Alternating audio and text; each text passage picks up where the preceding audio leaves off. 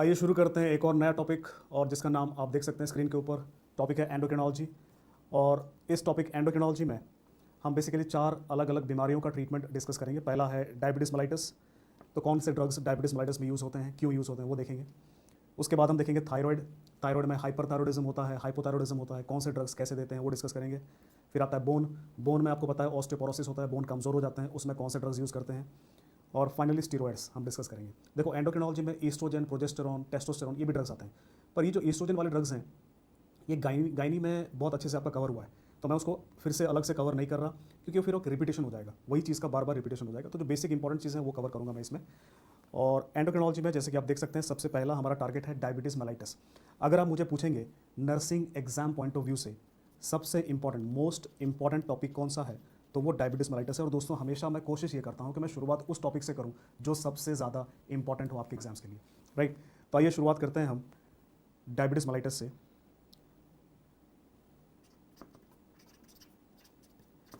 Treatment of diabetes mellitus. So दोस्तों diabetes mellitus में होता क्या है, अगर मैं सिंपल लैंग्वेज में आपसे पूछूं क्या पता है आपको इसके बारे में। भाई हमारे बॉडी में कुछ बढ़ जाता है, क्या बढ़ता है वो।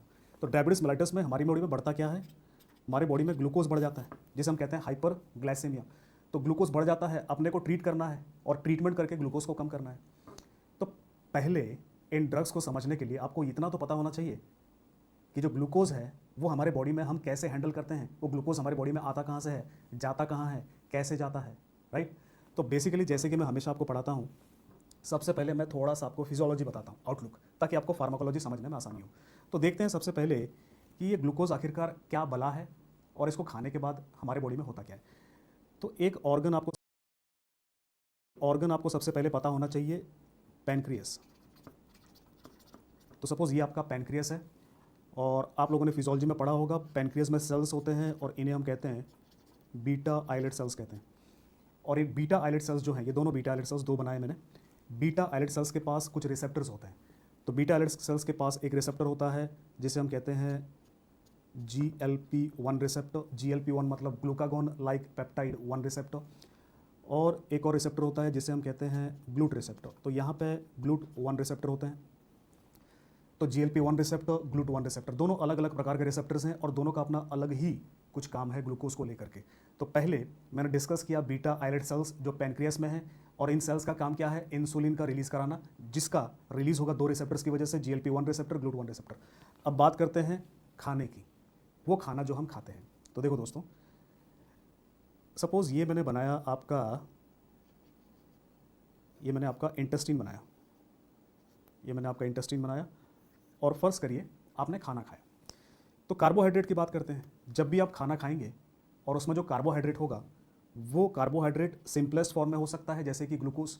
तो मेरे खाने में या तो ग्लूकोज होगा, या कॉम्प्लेक्स फॉर्म में हो सकता है जैसे कि स्टार्च और डाइसैकेराइड। तो स्टार्च और डाइसैकेराइड ये क्या है, कॉम्प्लेक्स कार्बोहाइड्रेट है। ग्लूकोज क्या है, सिंपल या सिंपलेस्ट कार्बोहाइड्रेट है।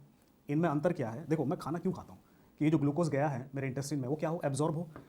तो सपोज़ ये आपका सिस्टमिक सर्कुलेशन है, ये आपके आर्टेरियल सर्कुलेशन है, और ये आपका वीनस सर्कुलेशन है।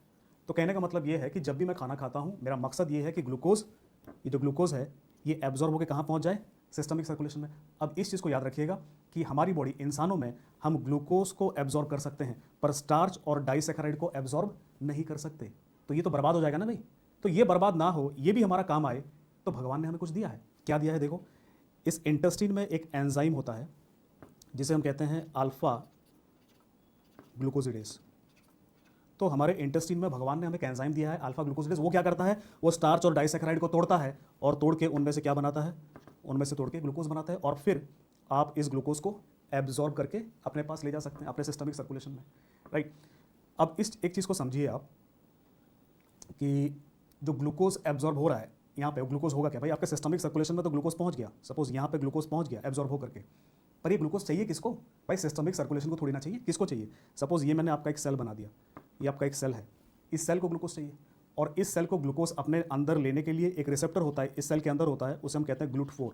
ध्यान से देखिए, GLUT4 सेल के बाहर नहीं होता, कहाँ होता है, सेल के अंदर। पर ग्लूकोज को अपने अंदर लेने के लिए GLUT4 को बाहर आना पड़ेगा, और इसको बाहर लाने की जिम्मेदारी किसकी है, एक और रिसेप्टर की है जो सेल के बाहर होता है, इसे हम कहते हैं इंसुलिन रिसेप्टर।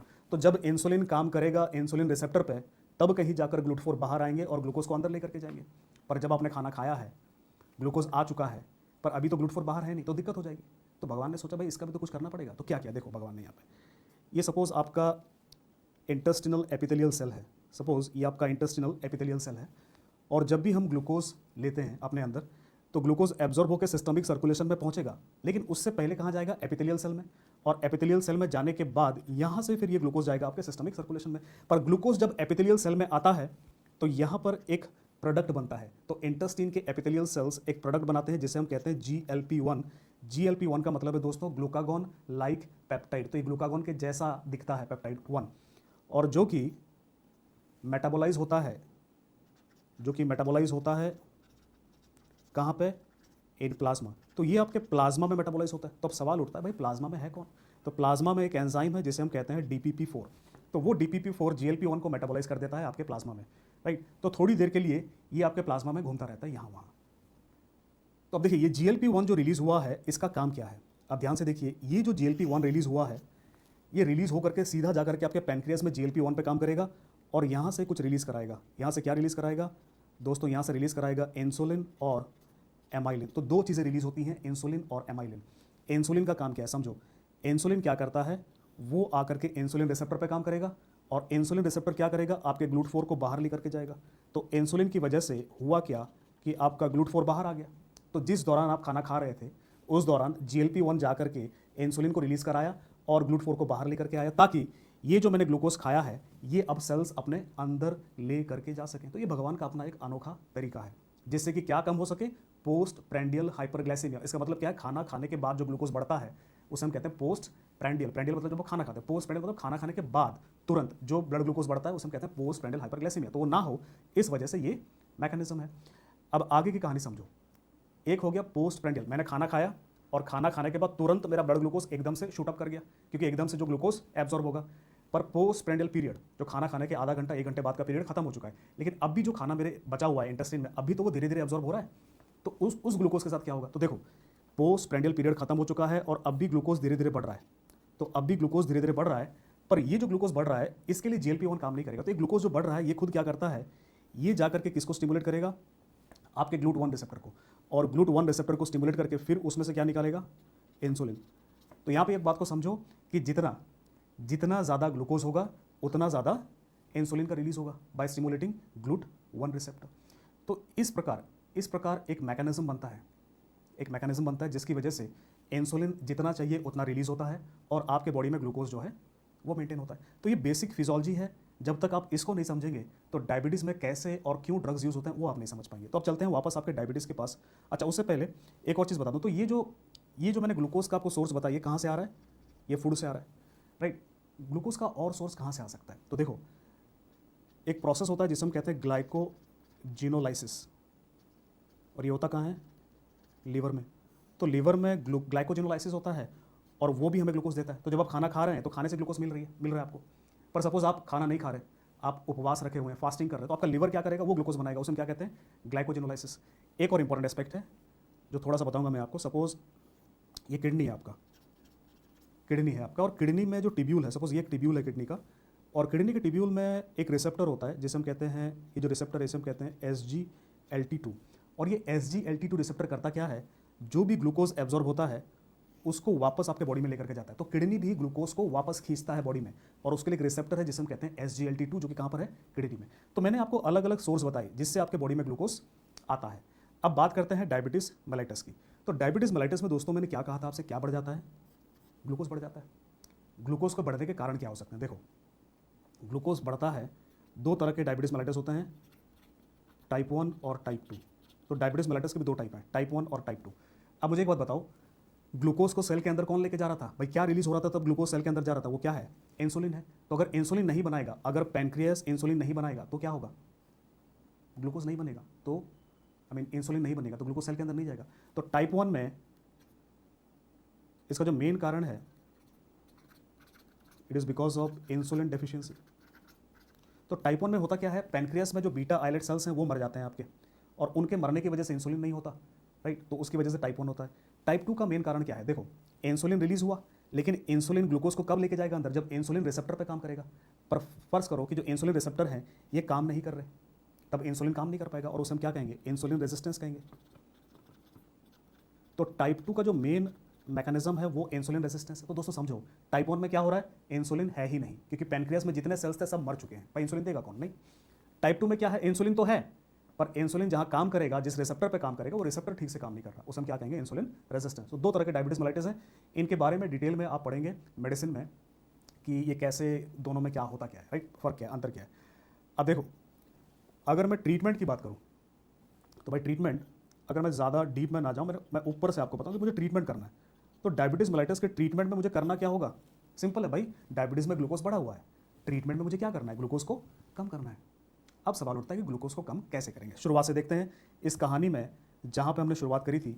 सबसे पहले मैं क्या कर सकता हूँ, नंबर 1, देखो नंबर 1 मैं क्या करूँगा, मैं अल्फा ग्लूकोसिडेज को इनिबिट कर दूंगा।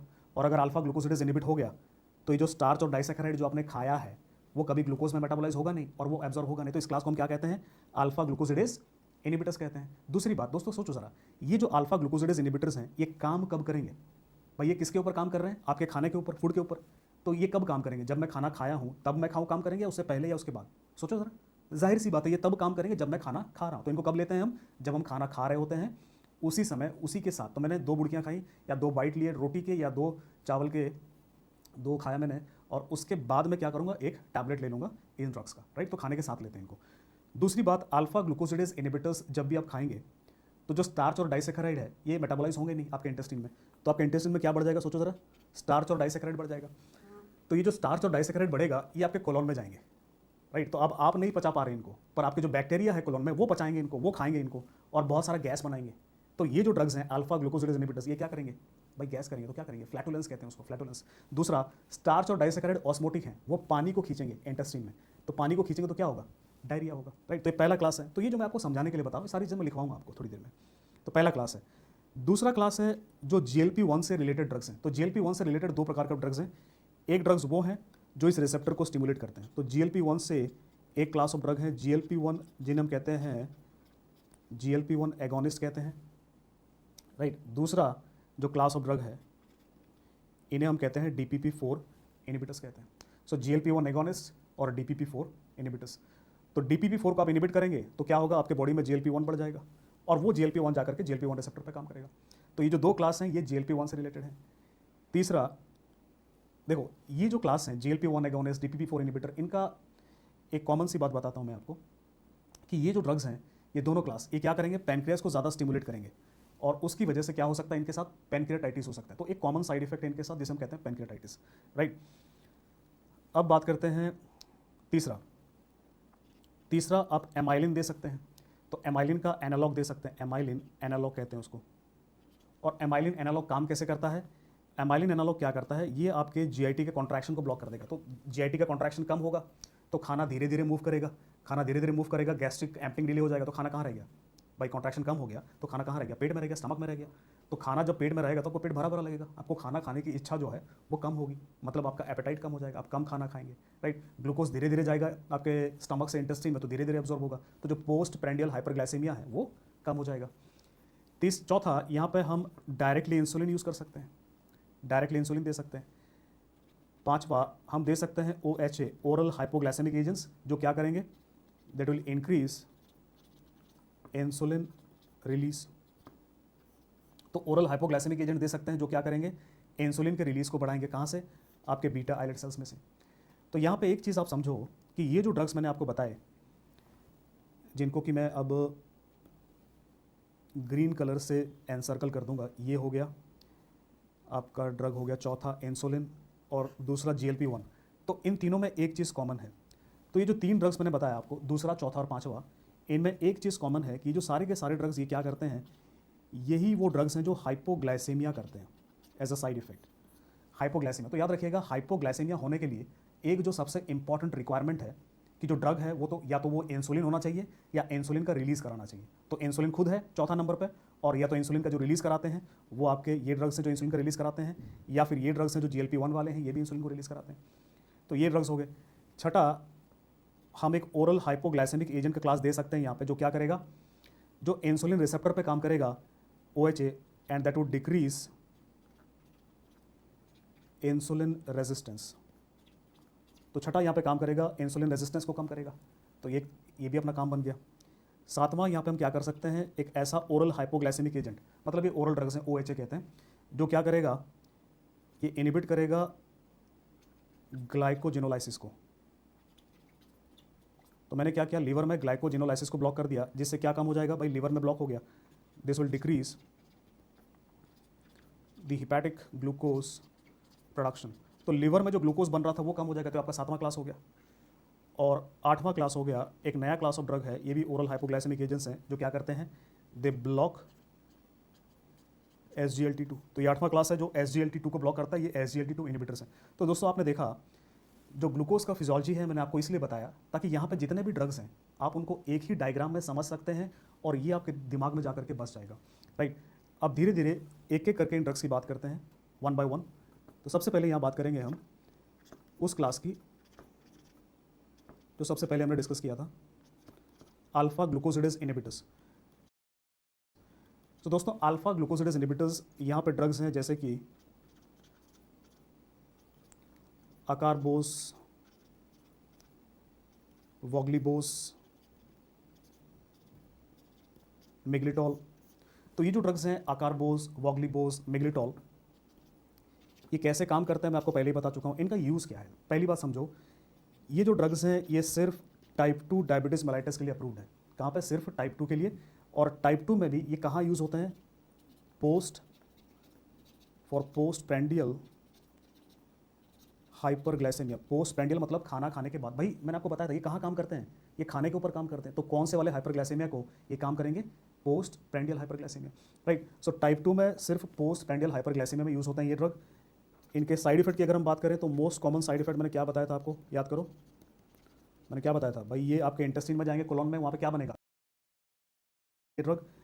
इनके साइड इफेक्ट की अगर हम बात करें तो मोस्ट कॉमन साइड इफेक्ट मैंने क्या बताया था आपको, याद करो, मैंने क्या बताया था भाई, ये आपके इंटेस्टाइन में जाएंगे, कोलोन में, वहाँ पे क्या बनेगा, गैस बनेगा। तो मोस्ट कॉमन साइड इफेक्ट क्या है इनका, flatulence. So most common side effect flatulence है। Second most common is diarrhoea. तो ये फ्लैटुलेंस करते हैं और डायरिया करते हैं, राइट। तो ये दो इंपॉर्टेंट चीज़ें हैं, इनके बारे में याद रखिएगा। ये नए ड्रग्स हैं, इतने कॉमनली यूज़ नहीं होते, पर इतना जो बेसिक इन्फॉर्मेशन है ये आपको याद रहना चाहिए। सेकेंड क्लास ऑफ ड्रग्स जो मैंने आपको बताया था, GLP-1 रिलेटेड ड्रग्स। तो ये जो ड्रग्स हैं ये glucagon like peptide 1 related drugs हैं। These are GLP-1 related drugs. और GLP-1 रिलेटेड ड्रग्स में जो ड्रग्स हैं वो दो तरह के हैं, जैसे कि मैंने बताया था आपको, एक है GLP-1 एगोनिस्ट हैं और दूसरे जो क्लास हैं वो है DPP-4 इनिबिटर्स हैं, राइट। अब जो GLP-1 एगोनिस्ट हैं, यहाँ पर कुछ ड्रग्स आपने याद रखने हैं, उनके नाम जैसे कि एक्सेनाटाइड, लीराग्लूटाइड, सेमाग्लूटाइड। तो ये जो ड्रग्स हैं इन्हें हम कहते हैं GLP-1 एगोनिस्ट। ये पेप्टाइड्स हैं क्योंकि टाइड से एंड हो रहे हैं। DPP-4 इनिबिटर्स हैं ड्रग्स जैसे कि सिटाग्लिप्टिन, सेक्साग्लिप्टिन, एलोग्लिप्टिन, लीनाग्लिप्टिन। तो दोस्तों एक चीज़ आपने याद रखना है, जो भी ड्रग्स ग्लिप्टिन से एंड होंगे, ग्लिप्टिन ये क्या है, DPP-4 इनिबिटर्स हैं। और यहाँ पे जो टाइड्स हैं, पेप्टाइड्स, ये क्या है, GLP-1 एगोनिस्ट हैं। और जो GLP-1 रिलेटेड ड्रग्स हैं ये कैसे काम करते हैं मैंने पहले भी आपको बता दिया था। ये किसका रिलीज को बढ़ाते हैं, इंसुलिन। तो आपको याद होगा मैंने कहा था ये कहाँ काम करते हैं, GLP-1 रिसेप्टर पे, पैनक्रियास में, और क्या करते हैं, इंसुलिन के रिलीज को बढ़ाते हैं। अब सबसे पहले मैं इससे पहले कि आगे जाऊँ, सबसे पहले मैं आपको बता दूँ कि इनका रूट क्या है। तो दोस्तों ये बात मैंने आपको जी फार्मा में कई बार बताया है कि कोई भी ड्रग अगर प्रोटीन है तो आप ओरल रूट से नहीं ले सकते हो, बहुत बड़े होते हैं। तो ये सारे प्रोटीन है, तो इनका जो रूट है दोस्तों वो सब क्यूटेनियस है, प्रोटीन है। पर ये जो है ये आप ओरल रूट से दे सकते हैं। तो पहला रूट क्लियर हो गया, टाइड से एंड हो रहा है, ओरल नहीं देंगे, सब क्यूटेनियस, ये ओरल रूट से दे सकते हैं। अच्छा, अब इनको यूज़ कहाँ करेंगे, देखो, it is also both are approved for type 2 diabetes mellitus. Type 2 diabetes mellitus और टाइप 2 में ही क्यों यूज़ होते हैं ये, क्योंकि ये काम कहाँ करते हैं, बीटा आइलेट सेल्स में, पैनक्रियास में। तो बीटा आइलेट सेल्स होगा तब तो आप दोगे इनको, और टाइप 2 में होता है बीटा आइलेट सेल्स, टाइप 1 में तो होता ही नहीं, बताया था मैंने आपको, राइट। तो टाइप 2 डायबिटीज मेलाइटिस में आप यूज़ कर सकते हैं इनको एज मोनोथेरेपी और एड ऑन। मोनोथेरेपी मतलब सिर्फ इसी को यूज़ कर सकते हैं, एड ऑन मतलब पेशेंट किसी और ड्रग पे है और उसको काम नहीं आ रहा, आपने इसको ऐड कर दिया। सो आप इनको यूज़ कर सकते हैं एज मोनोथेरेपी और एड ऑन, राइट। अब बात करते हैं इनके साइड इफ़ेक्ट की। तो एक साइड इफ़ेक्ट तो मैंने बताया आपको, जो दोनों में कॉमन है, ये दोनों ड्रग क्या कर सकते हैं, पेनक्रेटाइटिस। तो ये बताया था मैंने आपको, क्योंकि जो दोनों ड्रग्स हैं वो बीटा आइलेट सेल्स को पेनक्रेस में बार बार इरिटेट करेंगे, उसकी वजह से क्या हो सकता है, पेनक्रेटाइटिस हो सकता है। इसके अलावा कुछ और इनके अपने खास साइड इफ़ेक्ट हैं, जैसे कि नौजिया, वॉमिटिंग दिख सकता है, और वेट लॉस। और ये जो दो साइड इफ़ेक्ट है ये इस वजह से दिखता है because they block the gastric emptying. तो ये जो ड्रग्स हैं ये गैस्ट्रिक एम्पटिंग को ब्लॉक करते हैं। तो खाना जो है धीरे धीरे स्टमक से इंटेस्टाइन में जाएगा। तो अगर स्टमक में खाना रहेगा आपके स्टमक के अंदर, तो उसकी वजह से आपको क्या होगा, नौसिया होगा। और खाना अगर स्टमक में रह गया तो आपको खाना कम खाने की इच्छा होगी, मतलब आपका एपिटाइट अपने आप कम हो जाएगा, उससे क्या होगा, वेट का लॉस होगा। पर ये दो साइड इफेक्ट इनके साथ नहीं दिखते, राइट। बल्कि यहाँ पे क्या होता है, यहाँ पे जो मोस्ट कॉमन साइड इफेक्ट है इनके साथ वो हैं इन्फेक्शंस, राइट। ये आपके थोड़े से इम्यूनिटी को कमज़ोर करते हैं, DPP-4 इनिबिटर, उसकी वजह से इन्फेक्शंस की संभावना इनके साथ थोड़ी ज़्यादा रहती है, राइट। अब बात करते हैं कॉन्ट्रा इंडिकेशन की। जो DPP-4 इनिबिटर्स हैं, these are contraindicated in renal failure. एक एक्सेप्शन है and that exception is linagliptin. तो लीनाग्लिप्टिन आप दे सकते हैं रीनल फेलियर में, बिकॉज ये बाहर कहाँ से जाता है, लीवर से। L for linagliptin, L for liver, आप दे सकते हैं, लेकिन बाकी को नहीं दे सकते, राइट। तो दोस्तों ये ड्रग्स हैं डायबिटीज़ मेलाइटस में। यहाँ पे जो सबसे इंपॉर्टेंट चीज़ है जो आपने याद रखना है वो इन ड्रग्स का नाम, right. Exenatide, liraglutide, semaglutide, sitagliptin, saxagliptin, alogliptin. तो ये नए ड्रग्स हैं। तो आपके नर्सिंग एग्जाम में ज़्यादातर आपको सवाल जो पूछे जाएंगे वो इनके नाम पे, कि कौन सा GLP-1 एगोनिस्ट है, कौन सा DPP-4 इनिबिटर है। अब बढ़ते हैं अगले ड्रग की क्लास की तरफ, और जो अगला क्लास है क्लास 4, इंसुलिन। इंसुलिन एक बहुत ही इंपॉर्टेंट क्लास ऑफ ड्रग है, और सबसे पहले हम शुरुआत करेंगे क्लासिफिकेशन से। सो इंसुलिन को हम ब्रॉडली सब क्लासीफाई कर सकते हैं इनटू 3 टाइप्स। शॉर्ट एक्टिंग, जो कम समय के लिए काम करेंगे, इंटरमीडिएट एक्टिंग, और लॉन्ग एक्टिंग। तो कितने देर तक इंसुलिन काम करेगा, how long insulin can act, based upon that we can classify 3 तरह में, short acting, intermediate acting, long acting. तो पहला सवाल ये है कि ये कितने समय तक काम करेंगे। दूसरा सवाल ये होता है शॉर्ट एक्टिंग में कितनी जल्दी काम करेंगे। तो कितनी जल्दी काम करेंगे उस पर बेस करके हम शॉर्ट एक्टिंग को फिर से सब क्लासीफाई कर सकते हैं इनटू फास्ट एक्टिंग, मतलब ये वो ड्रग्स हैं जो जल्दी काम करेंगे, एंड स्लो एक्टिंग। तो देखो डायबिटीज़ मेलाइटस के ट्रीटमेंट में हर किसी क्लास का अपना अलग महत्व है, वो क्या है समझेंगे। पहले देखते हैं ड्रग्स कौन से हैं। तो अगर यहाँ पे हम बात करें फास्ट एक्टिंग की, तो यहाँ पे ड्रग्स हैं जैसे कि ग्लूलाइसिन, लिस्प्रो, एस्पार्ट। ये शॉर्ट एक्टिंग है जो कि जल्दी काम करते हैं, फास्ट एक्टिंग। स्लो एक्टिंग में एक ही इंसुलिन है जिसका नाम है रेगुलर इंसुलिन। तो शॉर्ट एक्टिंग को हमने 2 क्लास में डिवाइड किया, फास्ट एक्टिंग जल्दी काम करेंगे, स्लो एक्टिंग धीरे धीरे काम करेंगे। इंटरमीडिएट एक्टिंग इंसुलिन, इसमें जो इंसुलिन है उसका नाम है NPH। NPH का मतलब है न्यूट्रल प्रोटामिन हैगेड्रॉन। और ये जो न्यूट्रल प्रोटामिन हैगेड्रॉन है इसे हम आइसोफेन इंसुलिन भी कहते हैं, राइट। तीसरा लॉन्ग एक्टिंग, यहाँ पर जो इंसुलिन है we have insulin like detemir, glargine and degludec. तो दोस्तों ये क्लासिफिकेशन है हमारे इंसुलिन का, ब्रॉड क्लासिफिकेशन जो आपको याद रहना चाहिए कि कौन सा शॉर्ट एक्टिंग है, कौन सा इंटरमीडिएट एक्टिंग है, कौन सा लॉन्ग एक्टिंग है। तो सबसे पहला सवाल या क्वेश्चन जो आप कह लीजिए वो इस पे आता है नाम पे, कौन सा शॉर्ट एक्टिंग है, कौन सा लॉन्ग एक्टिंग है, और कौन सा इंटरमीडिएट एक्टिंग है। अब सवाल ये उठता है कि इनको हम देंगे कैसे और किसके लिए देंगे, ट्रीटमेंट के लिए। देखो इसके लिए थोड़ा सा आपको बेसिक समझना होगा कि डायबिटीज़ मेलाइटिस में जब भी मैं इंसुलिन दूंगा तो उसको देने के पीछे मेरा मकसद क्या है।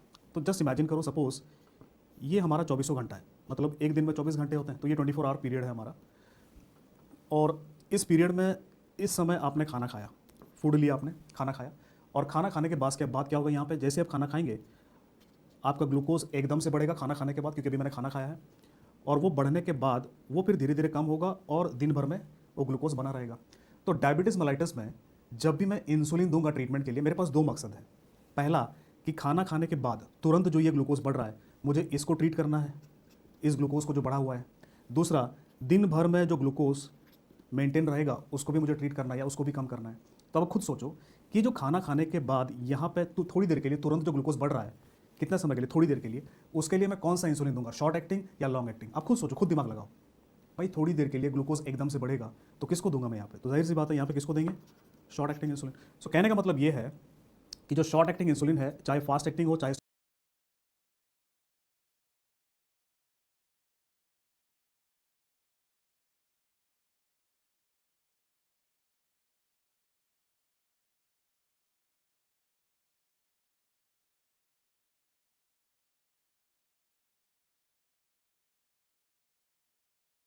ग्लूकोज एकदम से बढ़ेगा तो किसको दूंगा मैं यहाँ पे, तो जाहिर सी बात है यहाँ पे किसको देंगे, शॉर्ट एक्टिंग इंसुलिन। सो कहने का मतलब ये है कि जो शॉर्ट एक्टिंग इंसुलिन है, चाहे फास्ट एक्टिंग हो चाहे स्लो एक्टिंग हो, आप दोनों को दे सकते हैं। किसके लिए दे सकते हैं, फॉर ट्रीटमेंट ऑफ हाइपरग्लाइसीमिया। कौन सा वाला, जो खाना खाने के बाद होता है, उसमें क्या कहते हैं, पोस्ट प्रेंडियल, प्रेंडियल मतलब खाना जो खाते हैं, तो पोस्ट प्रेंडियल हाइपरग्लाइसीमिया के लिए। तो अब यहाँ पे शॉर्ट एक्टिंग देंगे। तो देखो अब आपने खाना खा लिया है, पोस्ट प्रेंडियल पीरियड चला गया है, उसके बाद भी ग्लूकोज धीरे धीरे अब्जॉर्ब हो रहा है, और इसको यहाँ पे मेंटेन रखने के लिए दिन भर मुझे मेंटेन रखना है। तो अब मैं कौन सा दूंगा, अब मैं दूंगा लॉन्ग एक्टिंग इंसुलिन, राइट। तो अब सवाल ये उठता है कि कोई भी ड्रग फास्ट एक्टिंग होगा या स्लो एक्टिंग होगा, जो कि शॉर्ट एक्टिंग है, तो इससे हमें क्या फ़ायदा है। इससे ये फ़ायदा है कि देखो इनको कहाँ देते हैं, मैंने अभी बताया आपको कहाँ देते हैं, खाना खाने से पहले। तो इनको कब लोगे आप, जो शॉर्ट एक्टिंग इंसुलिन है कब उसको लोगे आप, खाना खाने से पहले। तो मैं खाना खाने से कितनी देर पहले लूँगा वो किस पर डिपेंड करेगा कि वो कितनी जल्दी काम करते हैं। अगर कोई ड्रग जल्दी काम करता है, फास्ट एक्टिंग है, तो खाना खाने से थोड़ी देर पहले लेना है। सो इनको हम लेते हैं बाय सबक्यूटेनियस रूट, हम देते हैं कितनी देर पहले, लगभग 15 मिनट्स बिफोर फूड, तो खाना खाने के 15 मिनट पहले। पर रेगुलर इंसुलिन को भी आप सबक्यूटेनियस रूट से देंगे, पर दोस्तों यहाँ पे तकरीबन 45 से 60 मिनट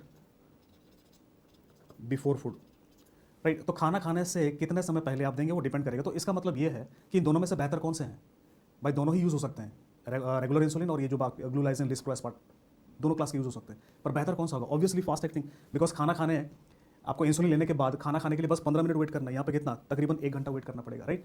तो बाकी मैं आपको बता चुका हूँ।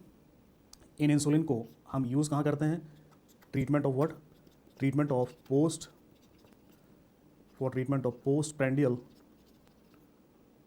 हाइपरग्लाइसेमिया, मतलब खाना खाने के बाद जो आपका ब्लड ग्लूकोज लेवल बढ़ता है उसको मेंटेन करने के लिए यूज़ करते हैं, राइट। वेरएज ये जो इंटरमीडिएट एक्टिंग है, एनपीएच, लॉन्ग एक्टिंग इंसुलिन, इनको हम क्यों देंगे, मैंने आपको क्या बताया था, कहाँ देंगे इनको हम देंगे किसको, ब्लड ग्लूकोज को मेंटेन करने के लिए, दिन भर ब्लड ग्लूकोज लेवल मेंटेन रहे उसके लिए देंगे। तो कितनी बार देंगे दिन में, तो देखिए जो इंटरमीडिएट एक्टिंग है, न्यूट्रल प्रोटामिन हेगेड्रॉन, इसको या बीडी देते हैं या टीडीएस देते हैं, राइट। तो कई बार 2 बार देना पड़ता है, कई बार 3 बार देना पड़ता है। इनको जो डेटेमेर और ग्लार्जिन है इनको ज़्यादातर बीडी देना पड़ता है, डेग्लूडेक को ओडी, वंस अ डे। मतलब जो लॉन्गेस्ट एक्टिंग इंसुलिन है वो कौन सा है, डेग्लूडेक। तो ये भी लॉन्ग एक्टिंग है, पर सबसे लॉन्गेस्ट एक्टिंग डेग्लूडेक है। तो इनको बीडी या ओडी देंगे, और इनको भी आप सबक्यूटेनियस रूट से देंगे। और इनको देने के पीछे मेरा मकसद क्या है भाई, शॉर्ट एक्टिंग दे रहे थे किस लिए, पोस्ट प्रेंडियल हाइपरग्लाइसेमिया के लिए।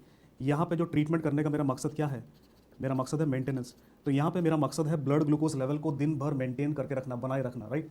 तो असल में आप देखें तो दोनों प्रकार के ही इंसुलिन हमें ज़रूरत पड़ते हैं डायबिटीज़ मेलाइटिस के ट्रीटमेंट में। कैसे यूज़ करते हैं थोड़ी देर के बाद बताऊंगा।